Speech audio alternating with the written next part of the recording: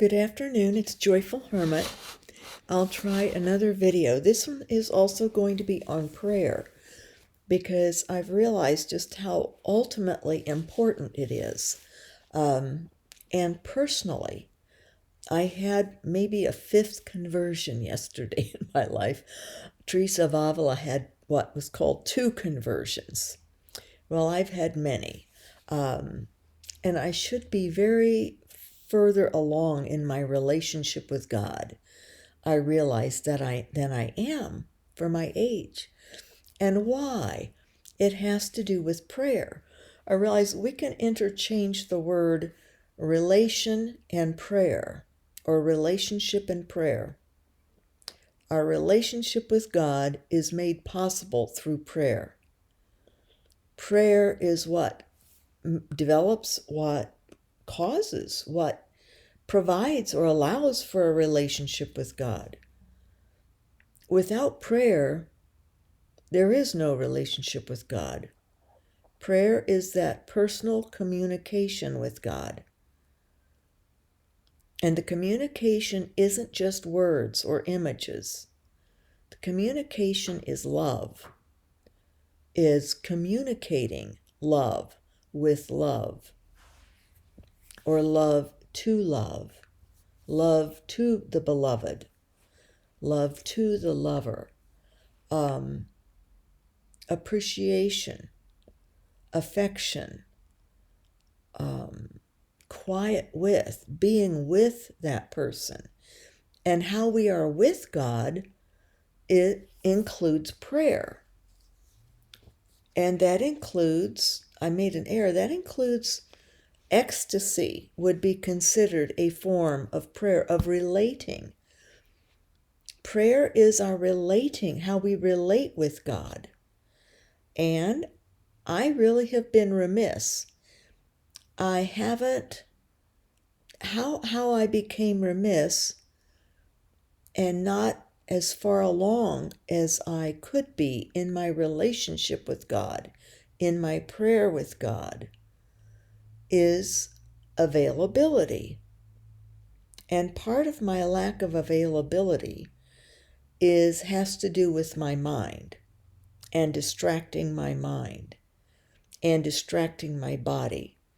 I distract, and I've learned this as a pain management technique. It can be great for that. I can get myself away from pain by distracting my mind and by distracting my body. By going out, I hacked down 3 or 4 rose bushes low. I have, how many do I have to go? Maybe 8 more, 9 more, and a couple out in front, 3 out in front. So I can get myself away when I do manual labor.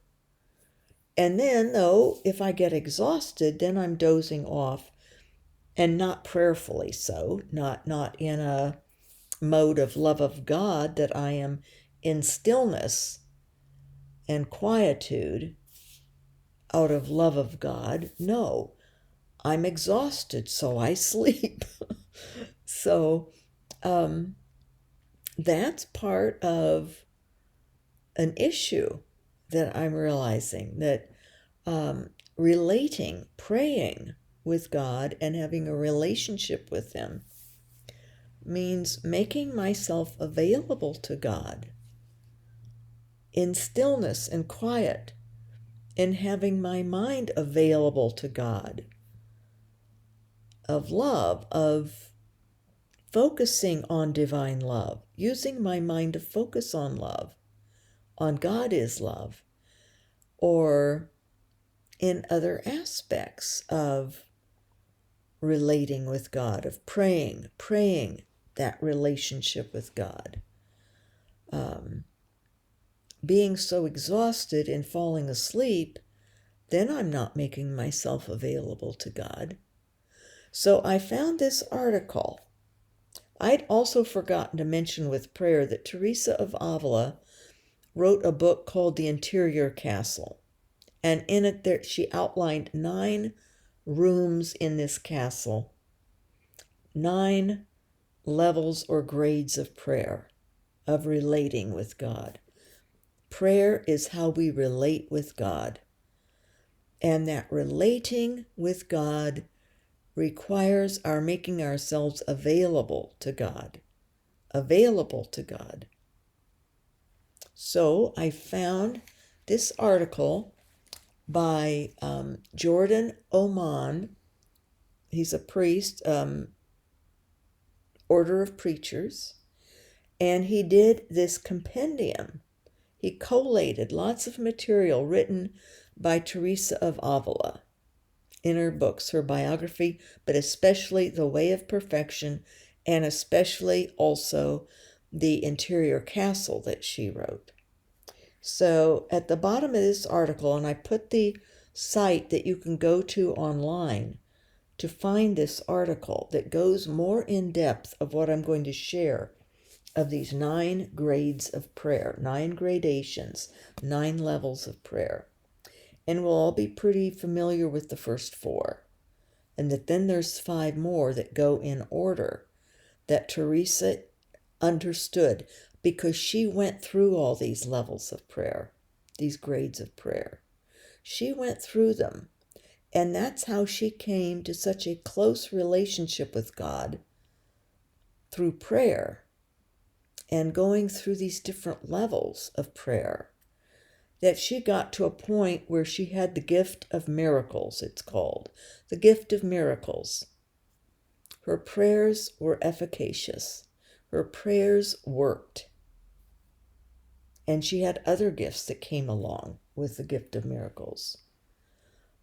Communicating with God and also others on the other side, that she had benefits from being close to God. She was wed to God. So in our praying, we come to this aspect of closeness and making ourselves available in order to have the prayer and the relating.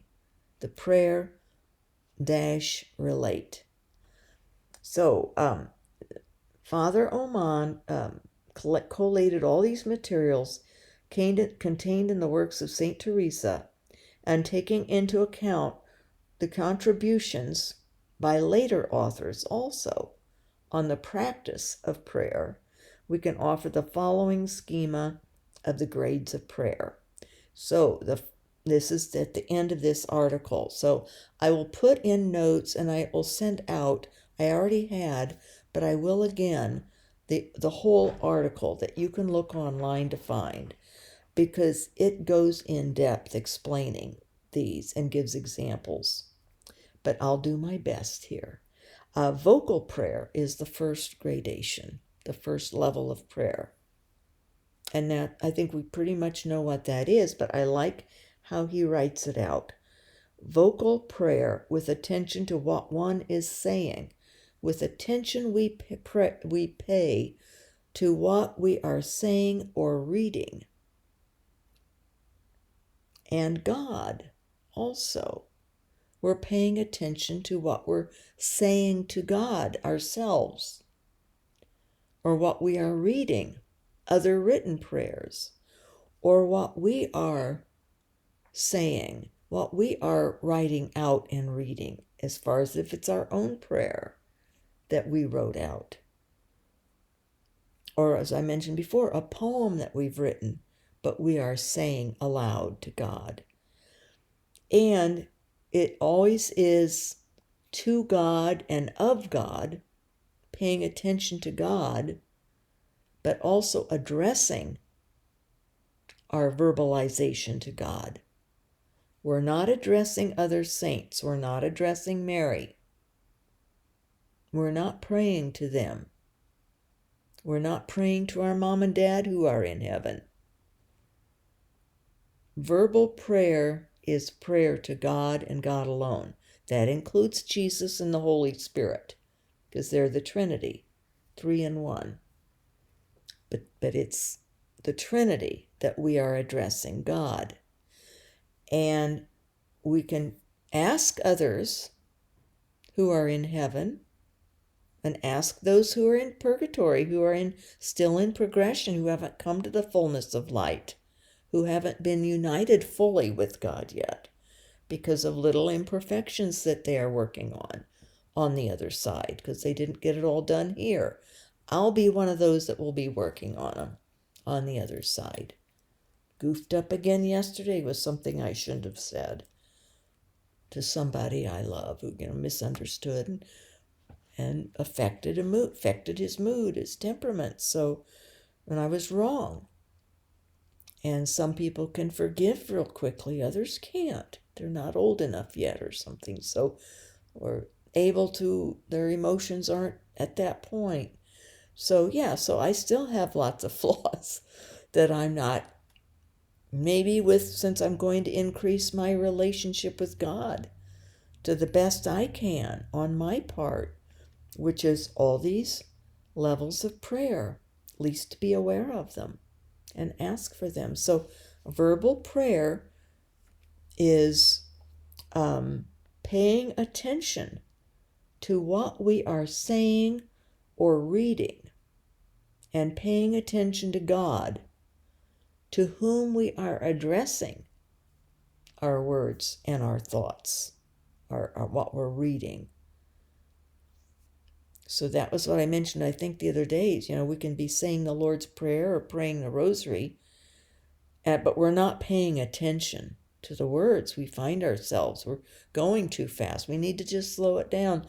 If we don't have time to pray the Rosary in a group at a logical speed so that people can actually think about what we're saying, it's better to not say it.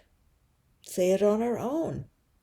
Get up and leave and go someplace where you can slowly say it, or at least in a way so we're paying attention to what we're saying.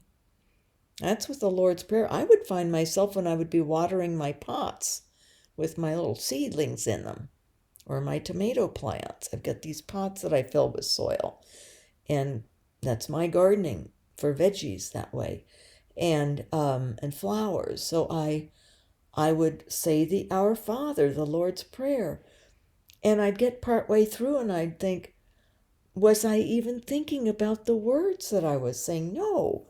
So I would start over and try to focus my mind.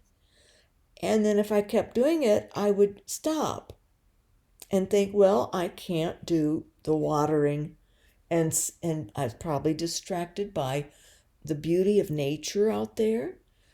Then stop saying the Lord's Prayer then and enjoy the beauty of nature. That's a prayer of a different type, of being consumed with God in that moment. And then say the Lord's Prayer when we don't have the distractions and we can actually know what we're saying to God and think about it. And it means something that we're addressing God with this prayer that Jesus taught. So that's what this is about. Discursive meditation, that's the second level of prayer. Discursive meditation is consideration of a spiritual truth, its application to oneself, and the resolve to do something about it. So that type of prayer, discursive meditation, is thinking through, for example, some truth that Jesus taught us of, even say the Lord's Prayer. He said, this is how you are to pray. So in that, we would consider the spiritual truth of the Lord's Prayer as the prayer Jesus taught us. And we would apply it to ourselves. And we would resolve to do something about that prayer, to pray it well, for example. Or some other truth. Love your neighbor as yourself. That's a spiritual truth. Jesus said that. And it can be other spiritual truths. It can be what the apostles say. Or let's take remain in my love. Jesus said, remain in my love.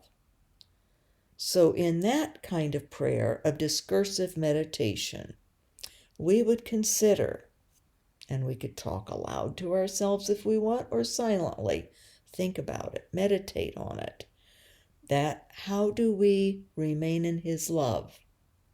In what ways can we remain in his love?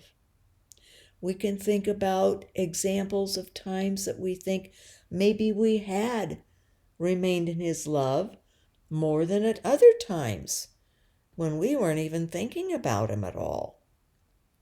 Then we apply it to ourselves when we give the examples, and then we resolve to do something about it. So we decide, such as I did yesterday on this walk with the dogs, because they needed exercise. And I thought, love of God includes loving these creatures he lets me have. And I'm not loving them well when I don't force my pain, tired body out to go for a walk with them. And sometimes, no, I'm just really wiped out. But other times, yes, I can force myself to do that. And it's good for me to go also. But I told myself as we were standing on one corner while they were sniffing around, I said it aloud, I'm going to have this walk be a time that I will ponder the incredible love of God. I'm going to try to remain in God's love and ponder how immense is his love. Immense in these little cute creatures that he gave me to tend. Immense in the homes that I walk by and the people who live in them who God loves. And also in the love of the beauty of the world and of the fact that God loves me enough to let me walk. I can still walk. I'm in bed a great deal of the time, but I haven't lost the ability to walk. I wake up at night and in the morning with my feet numb, and I have to try to get feeling back in before I dare step out and try to walk, or I'd fall. So I know that I'm losing capacity in my lower limbs, bit by bit, but not yet. And I think how loving is God to help me have this determination even. He places this determination in me to keep trying, to keep forcing myself. And the gift, how much he loves me to have a pain doctor finally who prescribes the opioids I need. And yes, I do keep them at a low level, but if I needed to, I could explain to the pain doctor and he would say, yes, they've already told me I'm at an unusually low level for however many years I've been with arachnoiditis. So God in his love has given me this loving pain doctor and his loving nurse who's so kind to me and understanding. So the walk was, and the air that I breathed and the beautiful sky and the delight of the dogs sniffing and peeing every chance they got, every new little smelly spot, they would pee on it. And just, the whole thing was awesome. And I got back and the dogs had been calmer on that walk, excited but calm. And I had this sense of peace and joy because I had paid attention. I had considered a spiritual truth. I applied it to myself in an action that took time away from doing other things. And I resolved to do something about it. I made an intention, and I took time to ponder all the aspects of that intention, of remaining in his love, and of the immensity of God's love. So that's discursive meditation, an example of it. The third level is affective mental prayer. And I've mentioned this before, the order of St. Solstice, they considered affective prayer to be the lead-in prayer to union. It was at the utmost prayer of illumination, of all the other prayers, is to have affection for God. And for them, it was even a sigh of love would be the prayer, or a feeling within our heart area. Our heart might pound with excitement of love for God. That is the prayer.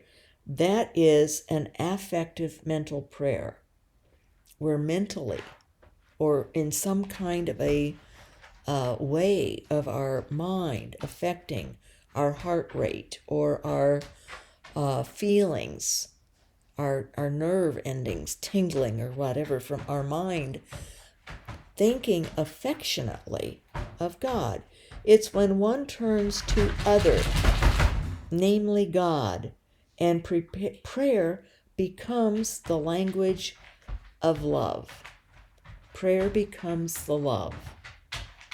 And it's the language of love, and whatever utterance comes out, or whatever feeling even, whatever sensation from our mind attending to God and love of God.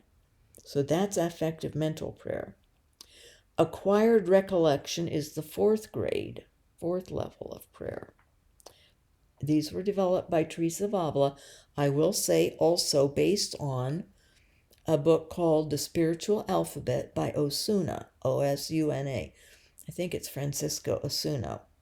He was one of her spiritual directors. It was a book that he wrote, that he had. And then there was another one that she encountered, another director who had a book. And I can't recall the name right now. If I remember, I'll put it out in a message to you all. But I do have Spiritual Alphabet. And I'm not sure if I got the other one's book, if it was available to me in any used book online at the time I made my book collection. So acquired recollection then is the fourth grade of prayer, also called prayer of simplicity, prayer of simple regard, acquired contemplation, the loving awareness of God. This is a prayer, it's very simple. It's a simple aspect that we have a loving awareness of God. I sort of had that yesterday on the walk also. It was sort of a combination where I began to have this loving awareness of God in all these aspects, including in the dogs, of just God's love, an awareness of Him, a loving awareness from myself, my own loving awareness of Him that comes as a reflection back of God's love for us. That's how we're able to love, is through God's love. And to start becoming aware of His love. And His love then, awareness of His love, helps us have loving awareness of God, who's always the focus. God is. If it's going to be prayer. Now, friendship, spiritual friendship,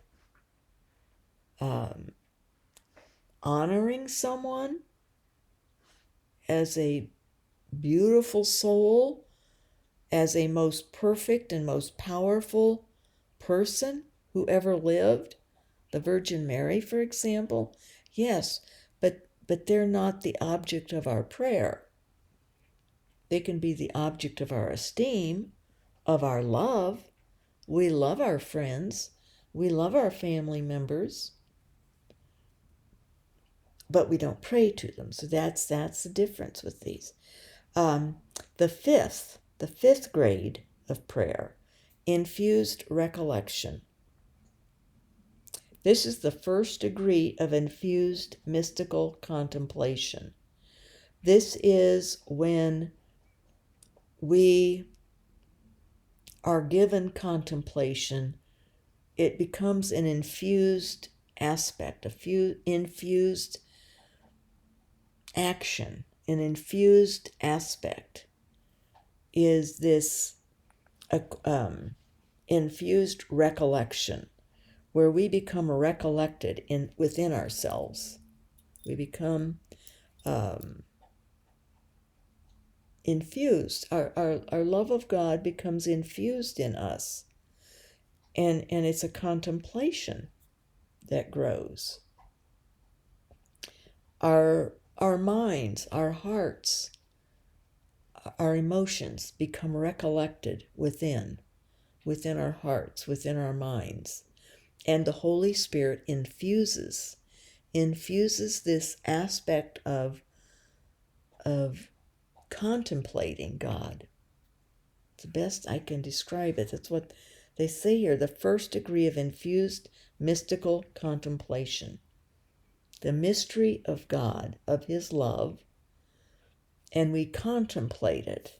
We contemplate it with our beings, not just our minds, just not our hearts, but our entire beings. And it becomes infused through the Holy Spirit infuses this contemplation in us.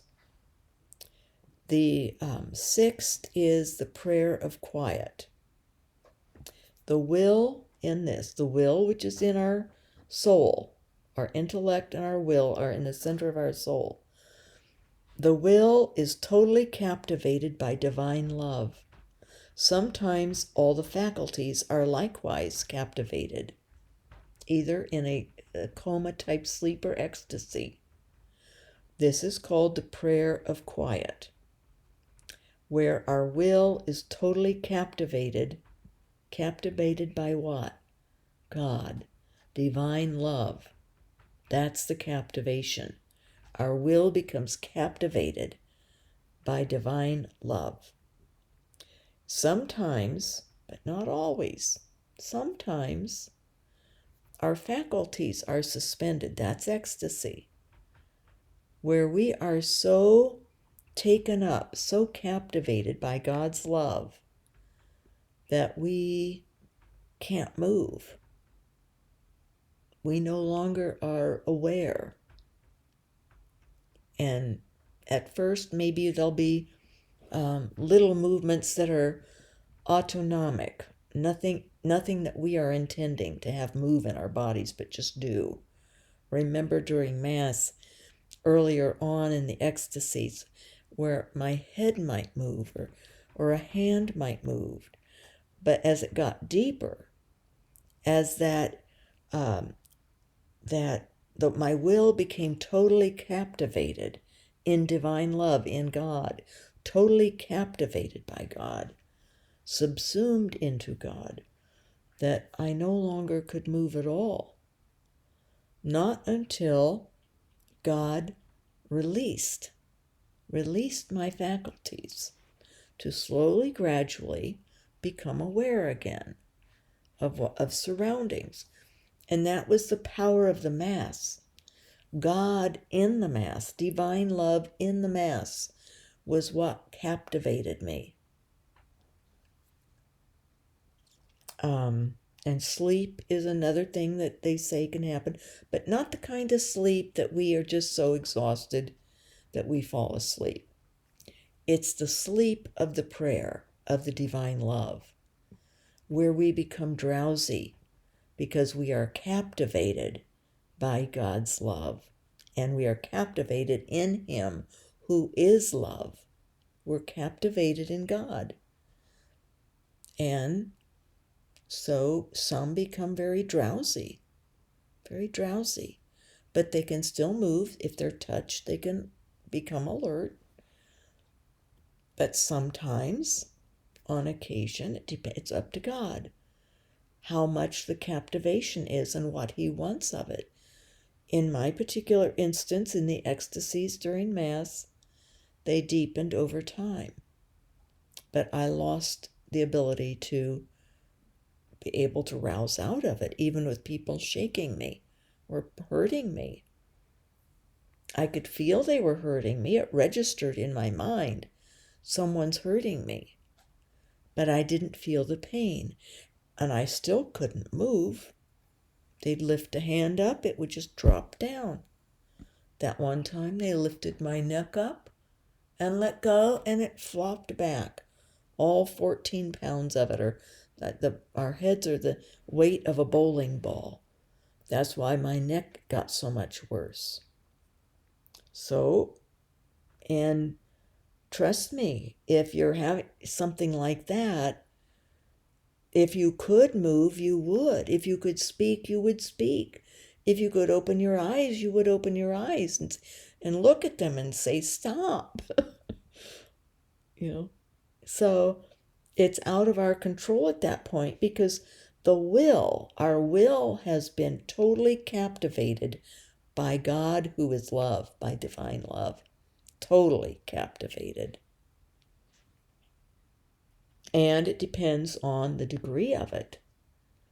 That the Mass is a power of the love of God.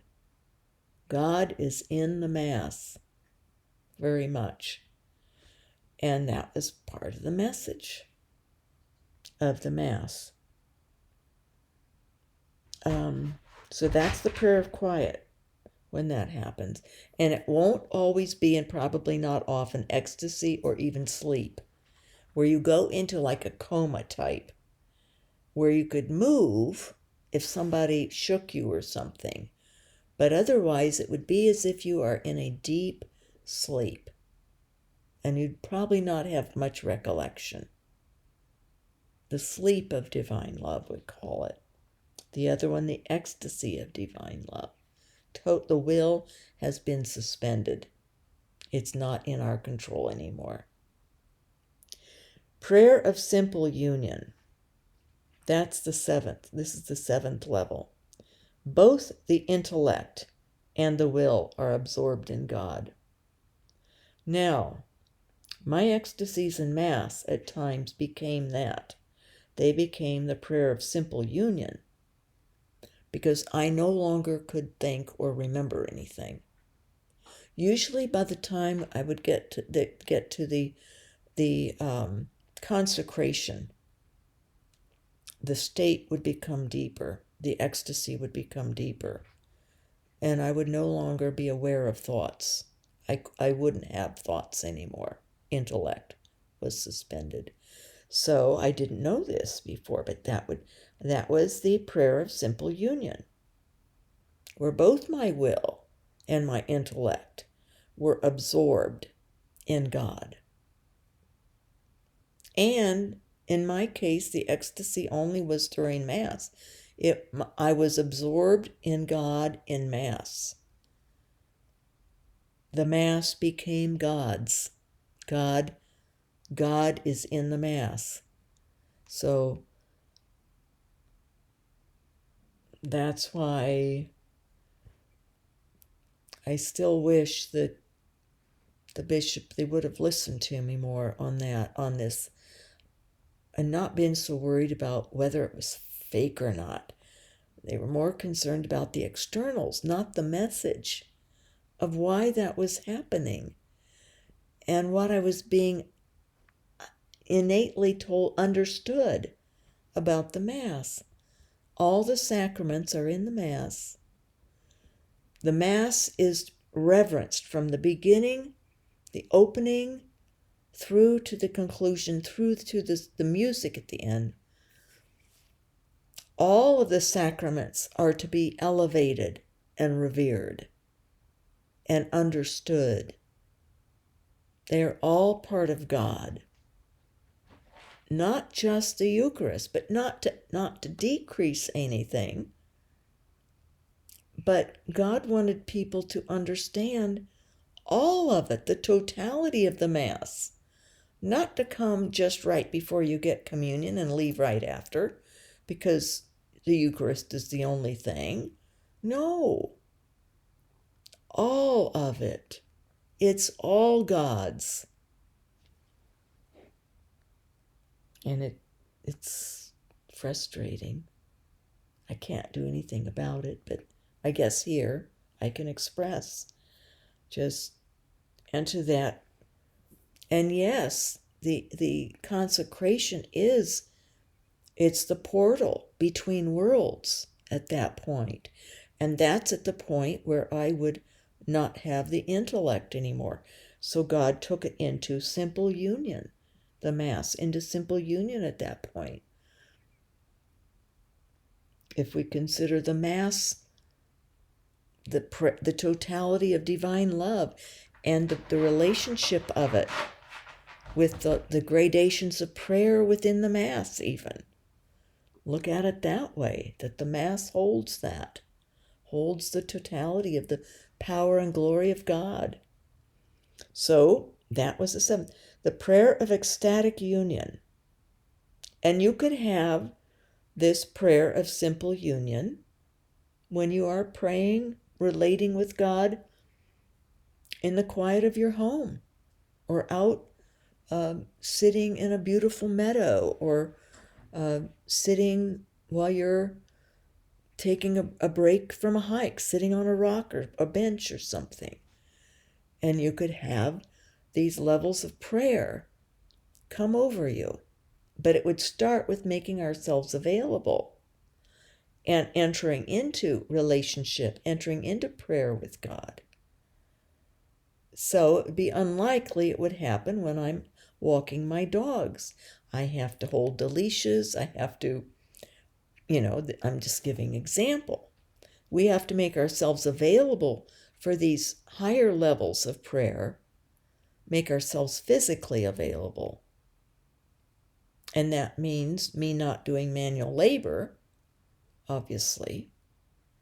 Or if you're doing something like that and you become, you're being taken into God, you're being absorbed, captivated by divine love, then you would want to stop what you're doing and let that captivation continue. From being captivated by divine love to the will, then being captivated, to then the will and intellect being captivated. But it's nothing that you can do to make that happen.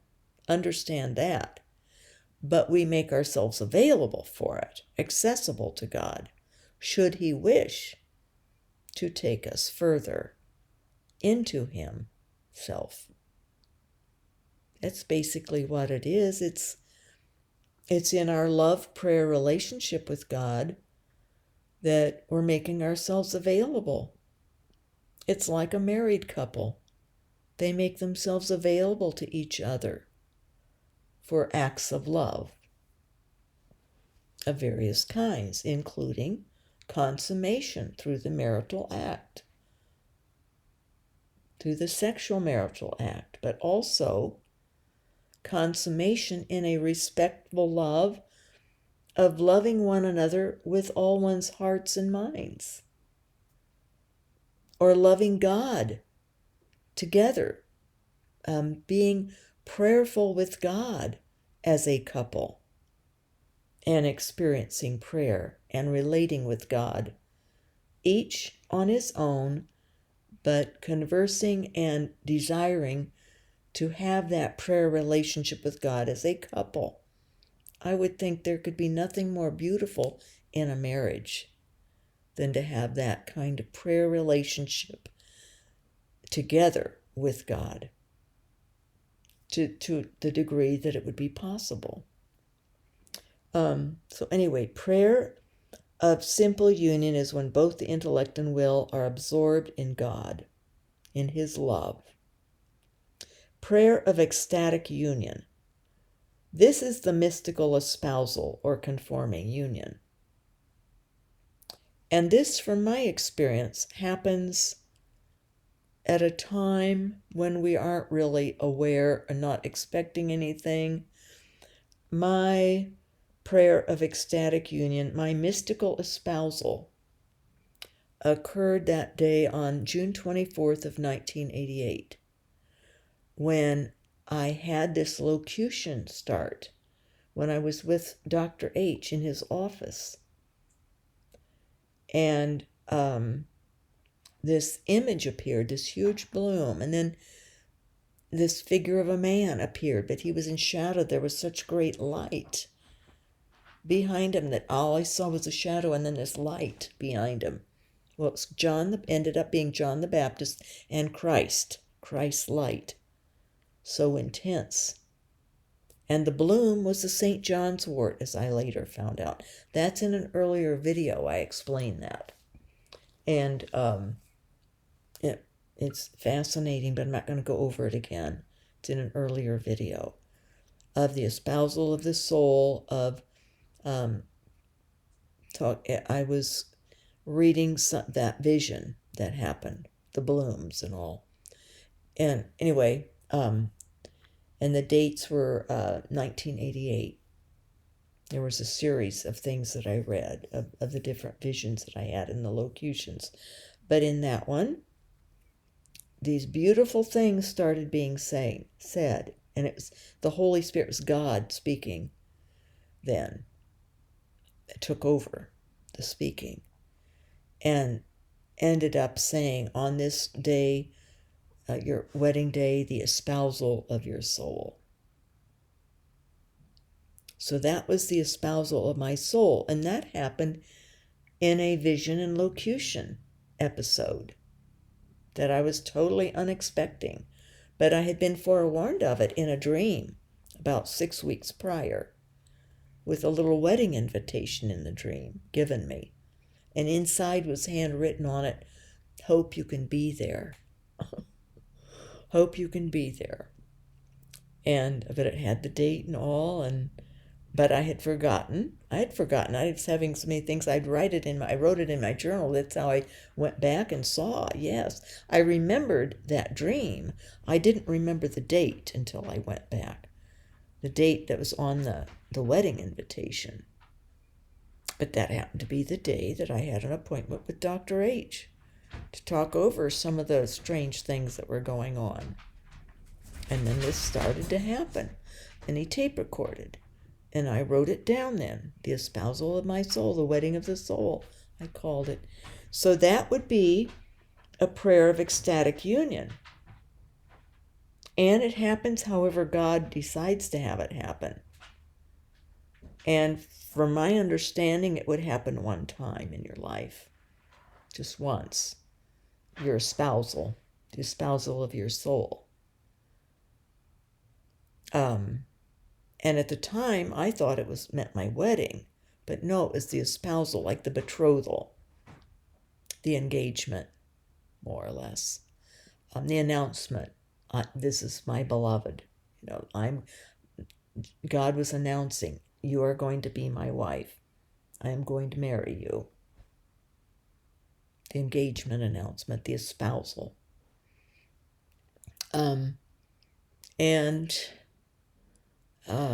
Then I had a dream, maybe 7 years later, where I was being fitted. My wedding gown was being fitted on me. And this friend in real life was helping with the fitting. But an angel also was there. That was in the dream, and I didn't understand it at the time. But the next and 9th level of prayer, or relationship with God, because I'm using prayer and relationship interchangeably in my own life, because there is no relationship with God without prayer.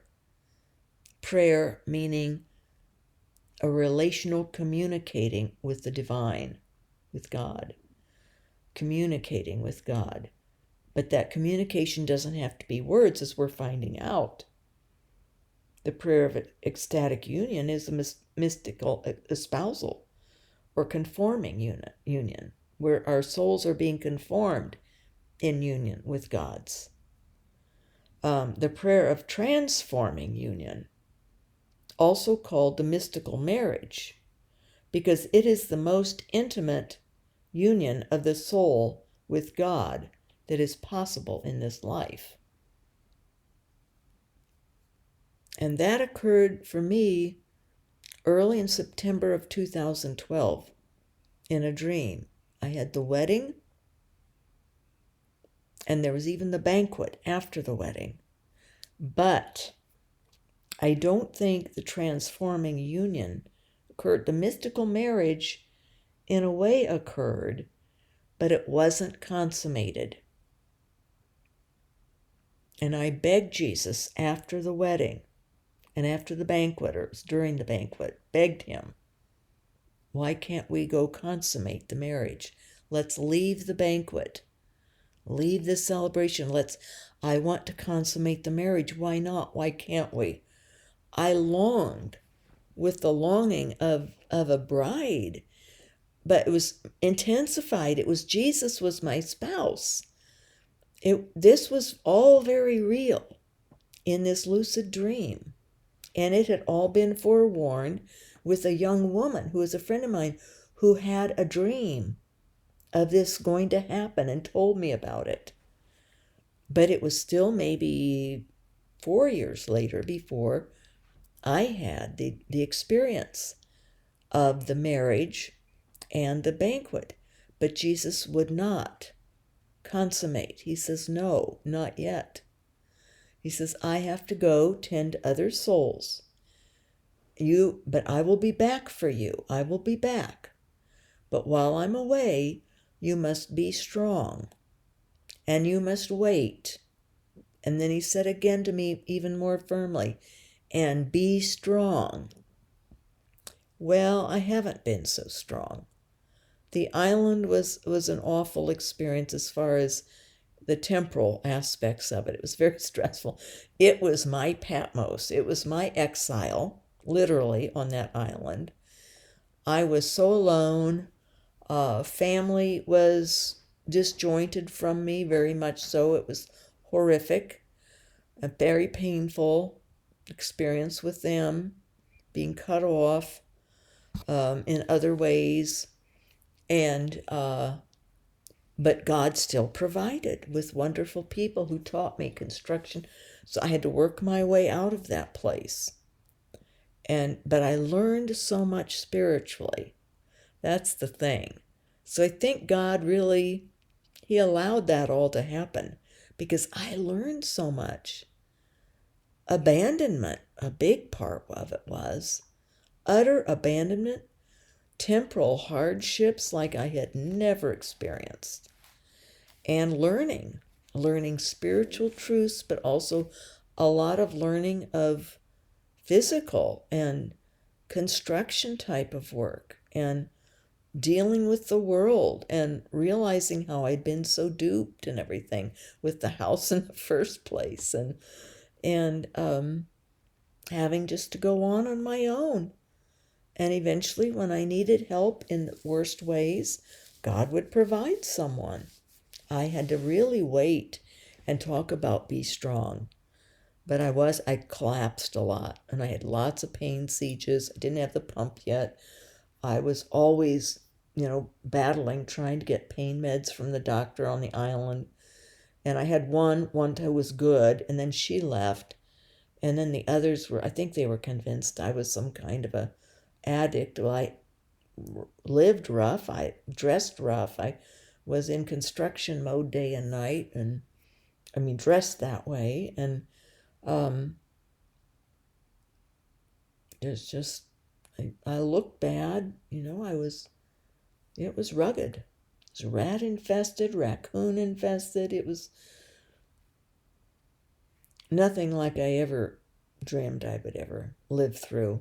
The weather, the rain coming in through the roof and through the sidewalls, and in November it was cold, and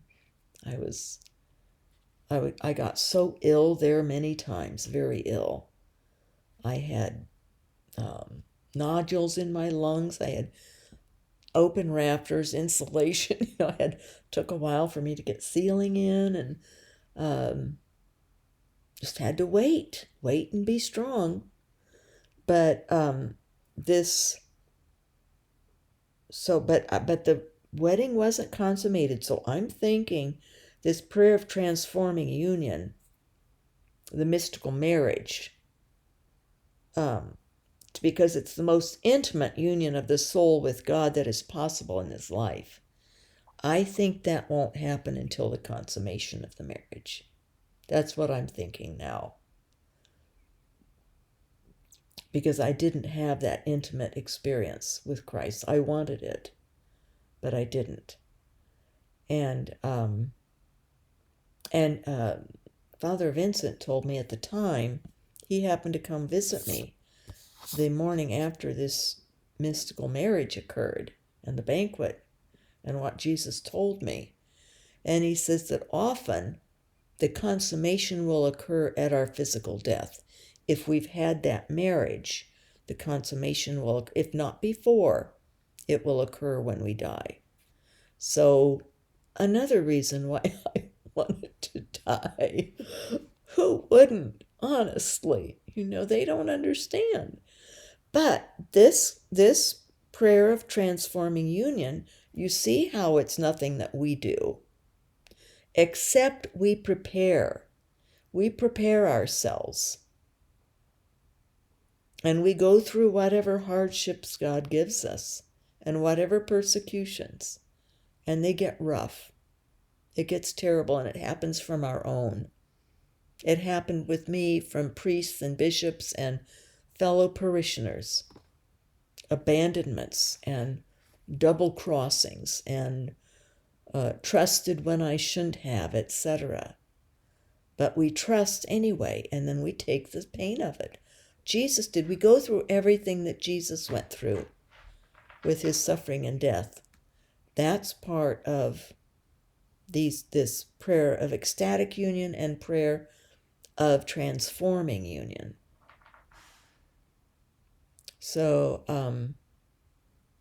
I'll get this article, and you can read more about it if you want to even read more of Teresa's descriptions of these prayers and the preparation for it.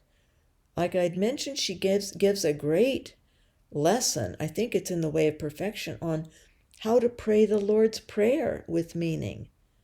Just ponder a word at a time, and it leads you into meditation, can lead you into contemplation.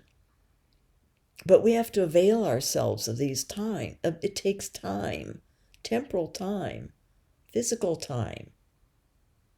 It isn't just a real fast thing that we pray, but we avail ourselves and we try to quiet ourselves. And this is where I have fallen short. Because when I quiet myself, the pain comes on me like gangbusters.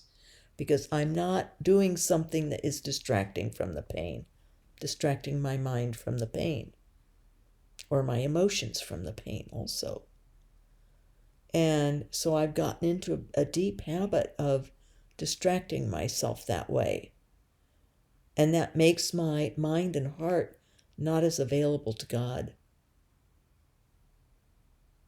If I'm laying in bed, I'm doing something mental so that I'm not feeling my body, in other words. And I'm going to have to trust and go through the agony of feeling the body pain, feel it full force. As much as I'll feel it. I have the pain meds, but it doesn't begin to get the pain down to a spot where I could go without my mental distractions and physical distractions and cope. But I'm going to have to trust in God. I may have to ask permission to increase the pain meds a little bit so that I can still myself and make my heart and mind available to God for whatever he wants to do with it. And the other day, I had a glimmer when I was reading from Pseudo Macarius, and I got so excited about this man and how real he was. And I saw in a flash a vision of his face when he was on earth, even up in his nostrils, in his nose hairs. And I could feel and smell his breath on me, coming out of his nose. And I understood, the ruggedness of his time period in the 4th century. He was a Syrian monk in Mesopotamia. And he became very real because God showed me a flash of his human face when he was on earth. And the awe of that, this all happened just in a snatch moment while I was doing the video. I didn't stop to talk about it, but I was aware of this at the same time. And I realized the awe and the a love of God, and how pseudo Macarius, whatever his real name is or was on earth, he's called pseudo Macarius because he writes sort of like Macarius, but he wasn't. He was a different man, lived in a different area. And but that he wrote these things that I came upon, and nearly 13 years to the week got that book out on this nudge from the Holy Spirit, looked where I last left off. There was this receipt from Social Security office, a wait number, wait in line, and that brought back memories of what I was doing that very day that was pivotal for me to be able to get my Medicare. I have to pay for it, but at least I have it. I didn't have it before, and I wouldn't have gotten it had I not been married 10 years. This lady at the Social Security office thought of this law, this little used law, and it helped me. A difference between having health insurance or not. And considering all that I've had to have done to my body since started 3 weeks after I got the Medicare. Boom, everything started happening. So just the awe of God's timing and the massiveness of his love for me. And then what I read in the next section of what Macarius wrote, pseudo Macarius wrote, of that great letter on simplicity and concord, where it stated the goal for my life, right at a time when God knew I would need it. So I would have a goal for remaining here, since I'm not dying soon, that I know of. Not from my blood issues, I'm not anyway. They're not bad enough. So all of this got to me in that flash. And that was a type of prayer of one of these other, it was probably a combination of infused recollection and a little bit of prayer of quiet and acquired recollection also, because I had acquired this contemplation and this tremendously loving awareness of God, of the timing of all this, and also of what Suna Macarius had written that I'd read that was so powerful. And so my intellect was, and my will was absorbed in God's divine love. So I had just that little quick flash of mystical contemplation, prayer, a relationship with God, right while I was yapping in a video. But it's just a real brief flash of pseudo Macarius's face, his nose, his air. I smelled his breath and his nostril breath and the air that he breathed, just for a flash, and then understood God's love, had its tremendous awareness of God's love, and of this man who lived 1700 years ago, and what he wrote was having such impact on me, of the love of God, of my focus for my life to be focused on God in his love.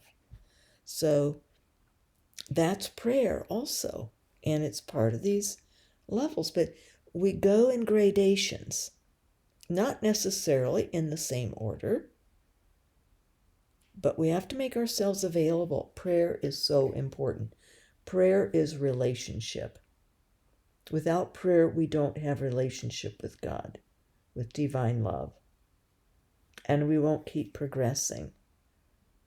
And the reason why it's important to pray and have that close relationship, make ourselves available to God in prayer, in relationship, seems to me is this awareness of God's love and being drawn into God deeper by God's doing, by his desire, even if we get to the point where our will is suspended, and our will and intellect are suspended. But we're in God. And by making ourselves available for these things to happen, if they do or they don't, our own utilization by God is enhanced. And that's what got to me yesterday, is I realized if I had made myself more available, which I'm doing now, and more focused and contemplating and setting the tone, even like when I'm doing a walk or trimming the roses or something, and not that God is going to do something to me, it's that I'm making myself available in our relationship with God, with his divine love.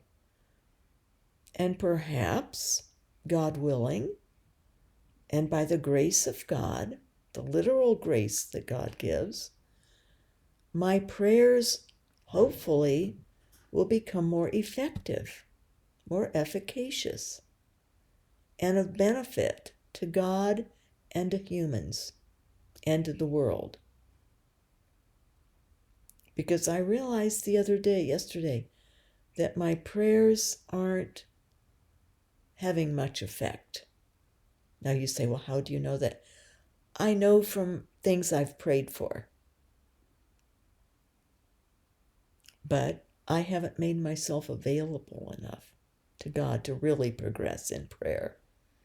Teresa of Avila hadn't, and she got down to effort on it. Focus, love, prayer, relating, prayer of relationship. And over the next 20 years of her life, she evolved in prayer. And she came to a point where God bestowed miracles. Her prayers became very effective and helpful to others.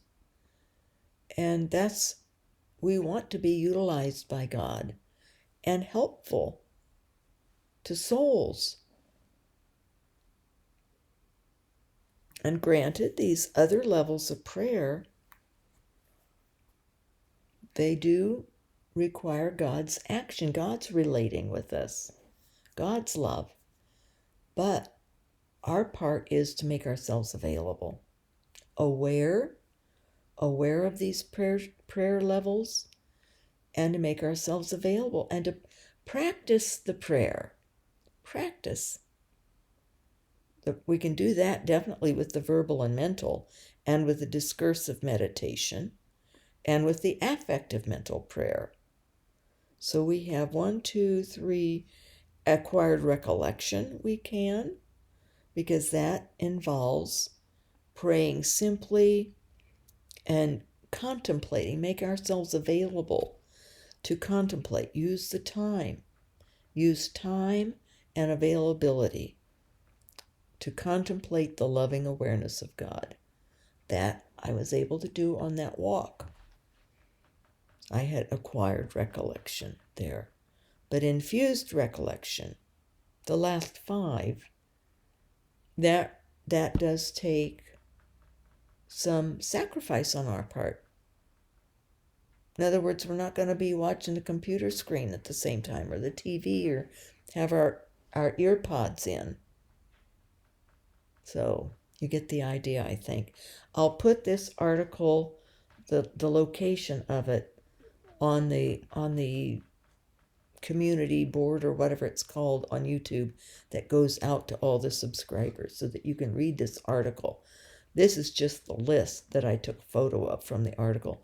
A list of, it's written in Catholic Culture, a magazine called Catholic Culture. But I have the actual site online you can go to that I'll put out there for you to see, so you can read the article. It's a wonderful compendium of what Teresa of Avila wrote in her full books. So God bless his real presence in us. And that's what I'm focusing on now in my life, and the reason that Jesus didn't come to take me yet. I need to develop and deepen the relationship with God. I must do that through prayer. prayer is the relationship. So that's my personal focus now. Probably some of yours too. That's why I'm here, is to avail myself more to God, to divine love, and to go through to practice the prayer levels that I can practice, and then make myself available for the rest. And I'm blessed. I'm very blessed that I've had the ecstatic prayer of union, the betrothal, the espousal of my soul. And I'm very blessed to have had the mystical marriage, but I didn't have the consummation. And I don't consider the marriage complete until the consummation. So I may have to wait till my earthly death. Maybe not. We'll find out. But I'm going to do what I can do for divine love and for the awareness of divine love, and to be able to be far more effective prayer person, remaining in God's love. And that'll mean pulling away from the temporal more too. We just sort of have to figure our own life situation and what we are able to do and what we can't do physically. But lots of these prayer levels we can weave into our lives. So it isn't that you can't have these experiences if you're not in the temporal world. Yes, you can. You can. Teresa of Avila was busy, busy, busy. And she had these experiences. It's all feasible. God has it for everyone. But, the big but, even in the temporal life, you would need to make yourself available to God to have them. It's not going to be like you can be watching football all weekend and drinking beer and then figure, well, at night I'll have a dream and I will have my mystical marriage. It doesn't work like that. There's effort, there's sacrifice, there's focus on God, there's love of God, there's reading spiritual books, there's discursive meditation, reading the scriptures, praying the scriptures, lots and lots of prayer and relationship. But it doesn't have to be all scholarly or anything. Isidore the farmer, he had union with God. He was at the point where God gave him gifts of miracles to help others in the world. And his prayer became rather deep and profound. He was uneducated, didn't read, but he loved. It's the depth of the love. It's the breadth of the love. It's the relation. It's the love relationship. So that I need to get that established as my main focus. Yes, I'll be working on the bathroom. I'll be doing the front window and cutting more roses down. But my focus and my heart and it will all be of things of God. It will be my intention will be love of God and union with the divine. Desire for union with the divine. You have to desire it too for these things to happen. And I wasn't consciously thinking all the time of it, not at all. But the love was there, obviously. And my willingness to obey God, my problem is discerning. I might discern something, and then comes courage to trust what God has said so that I actually do what he wants. So that's my experience with it anyway. Go for it. Some of you already have. Some of you are already having marvelous experiences and will find yourself on this list. Now, I've had other people, like Reed Interior Castle, and in a parish, this one lady, she kept trying to compare herself to me and would try to analyze where I was and would come up to me after Mass or before Mass and distract me with this. Well, I think you're at Castle 5 or Mansion 5 or something. And it's like, what? No, don't get into that. That's a waste. That's a waste. I don't think it's pleasing to God. We're talking our relationship with God, our love relationship, and our marriage, that's between you and God. I've shared from examples of my life, and I've also shared I haven't had the consummation. And that's my contribution to explaining some of this stuff and talking over my own personal with anonymously out there. With it will help. I think it will help you. And also to see pitfalls that I do. How I really got away from that focus and that love relationship. And of developing, when you're married, you keep developing the relationship with your beloved, with your husband or your wife. And I let that slip. I got busy about many things and distracted and upset by things. I was freaking out this morning because the mail sends this thing to my computer of what mail's coming that day. And I noticed HOA letter.